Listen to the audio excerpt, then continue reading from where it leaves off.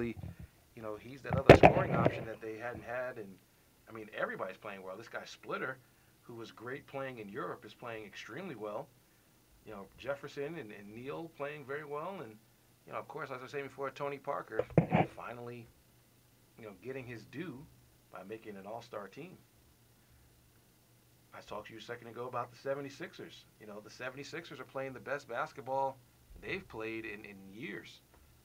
I mean, yeah, the Bulls and the Heat might lead the East, but the 76ers are on both of their heels. And yes, Miami just drubbed them last week or earlier this week, but you got to give Philadelphia some props. They're doing this with smoke and mirrors.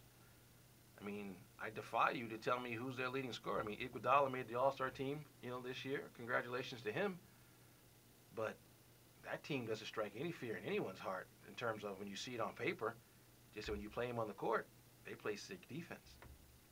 This has also been a milestone week in the National Basketball Association as Paul Pierce and Kobe Bryant both eclipsed milestones that are significant to them. Kobe Bryant became the all-time leading scorer in Lakers history and did it in front of the Philly fans who actually booed him, which is funny. And Paul Pierce did it in Boston. Both of them hit three-point shots, I believe, to actually get that done, which is pretty interesting. But Paul Pierce passed Larry Bird to become the second leading scorer in Celtic history, which begs the question, what is more significant, Pierce's accomplishment or Kobe Bryant's accomplishment? Now, if you live out here, I'm sure your answer is by far Kobe Bryant's accomplishment because the Lakers have, 5 of the top 6 scorers in the history of the league? I mean, Kareem's number 1, Malone number 2, even though he played 1 year with the Lakers, or 2 years with the Lakers. With Jordan's 3, but then you got, Shaq, Kobe is in that, and 4 of the 5 top scorers are all Lakers. I mean, it's a big deal, but is it? I think Paul Pierce's achievement is a bigger deal. Just because in my generation, Larry Bird was a bad man, dude. Larry Bird, not too many people can say that they were better than Larry Bird. I mean, in fact, if you start a conversation of the 5 best players ever to play the game of basketball, you're going to have a hard time keeping Larry Bird out of that conversation. And for Paul Pierce, of all people, Paul Pierce is from out here in L.A. too, another L.A. guy. For Paul Pierce to, pass Larry Bird, that's pretty significant. I mean, John Havlicek, when I was a kid, John Havlicek wasn't really doing a lot of scoring as a starter. He was doing most of his scoring off the bench. But obviously he was a part of the Celtics winning ways in the late 60s into the 70s. And so he's 26,000 points. Pierce is going to have to play for another 5 years or more to pass him. But passing Larry Bird is a huge deal. And yes, Kobe passing Shaq this week, was enormous for Shaq and Kobe's relationship. Everyone knows they've had tension over the years. But Shaq was at least cool enough to send Kobe a message and congratulate him for his achievement. And Shaq has kind of mellowed out, since he's retired, actually. I love him on TNT. I want to host a radio show with Shaq so badly. I mean, I can play the straight, the serious radio guy, and he can just be Shaq. And we would have so much fun. He is so funny. I've told you all the story of how I met him and stuff like that out here. He's just good peoples. But, the NBA is about to take over the national spotlight. Yes, we know the NHL is going on, and there's some, things about the NHL that's going on that is, pretty cool to see. The Rangers and the Bruins and the Flyers, and will be battling it out for the Eastern Conference supremacy.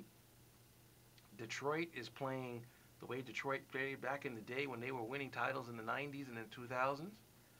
And so the West this year seems like it's going to have to go through an American city, which is great.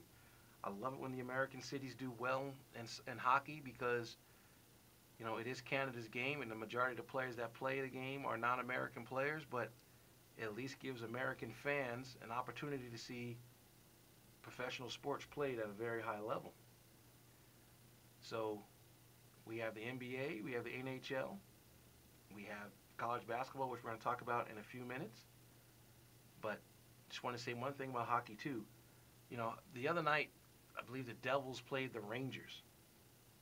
And just as the puck was dropped, two players on both teams got into a fight.